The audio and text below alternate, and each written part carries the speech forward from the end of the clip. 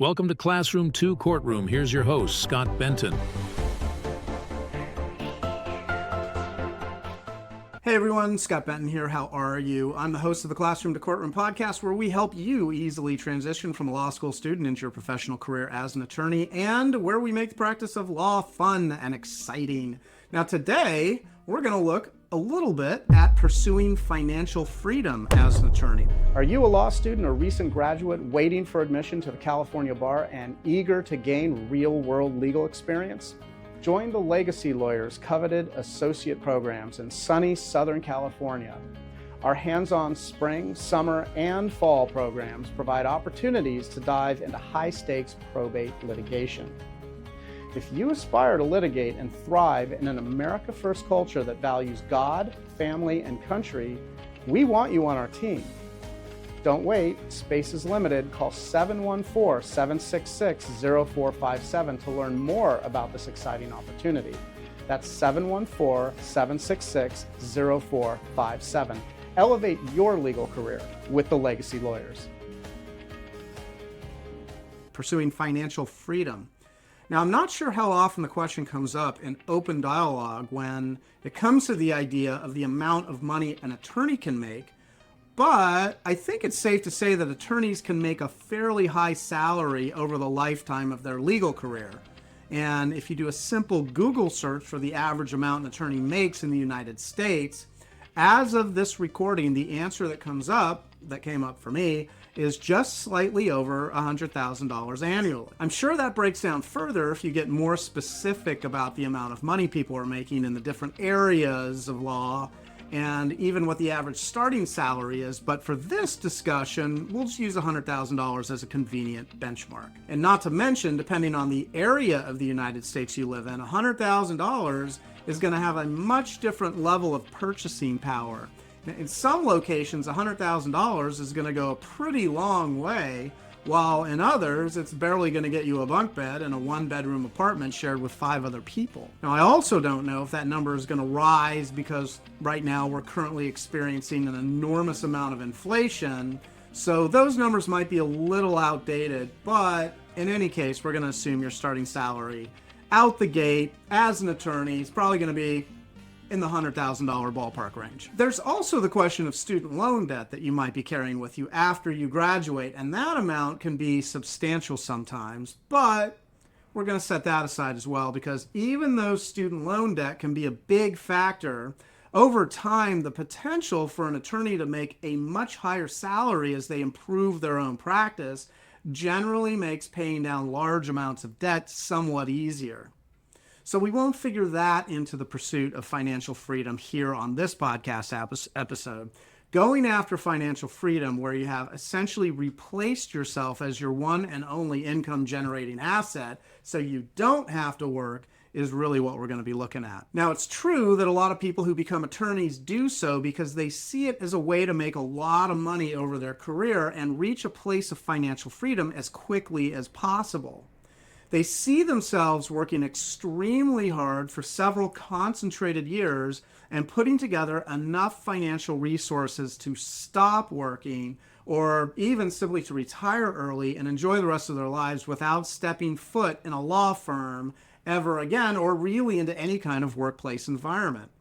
Now, if this is what's driving you, and getting to a level of financial freedom is the purpose for practicing law so you can stop working, and that's the passion from which you're working and it fuels the work you do, then my thoughts would be simply just lean into it. Take every opportunity you can to make as much money as possible at the firm that you're working for and become truly excellent at your job.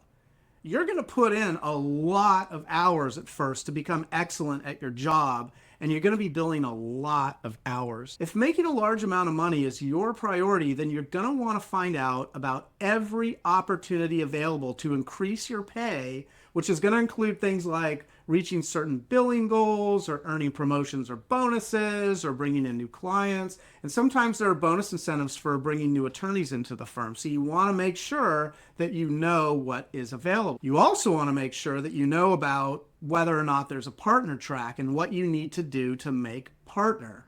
In which case, you essentially become part owner of the firm and share in the profit revenue.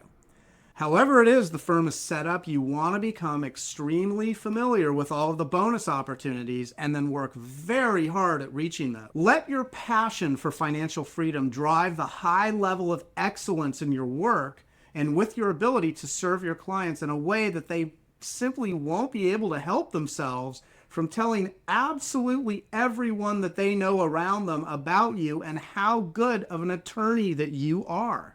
But one word of caution I would be remiss if I didn't include in this episode, and that, as we've seen with some of the many people who have gone before you themselves, who have reached their own level of financial freedom to go on and focus on playing golf or traveling or simply living a life of leisure, is that it goes back to that saying from Aesop, who once said, "It is possible to have too much of a good thing." Inevitably, what we've seen, and granted it's not with everyone, is that those who reach financial freedom and live a life of leisure eventually come to find that they've lost their sense of purpose and meaning, and that the work they were doing, either in a law firm or in a business, it was the work that gave them their purpose and their meaning, and ultimately a great deal of fulfillment they no longer have access to once they stop work. Take this as, I don't know, a cautionary tale or however you like, but if your motivation is simply to make a ton of money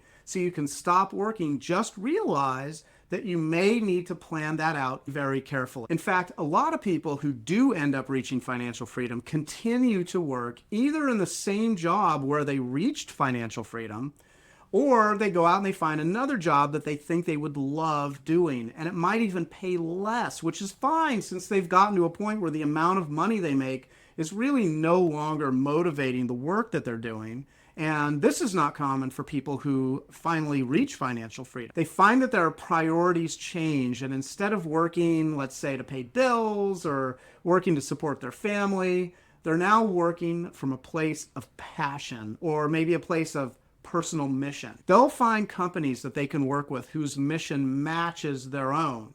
So you want to make sure that you have some good options available yourself once you make it all the way to financial freedom. My name is Scott Benton. I'm the host of the Courtroom Podcast. Thank you so much for listening to this episode.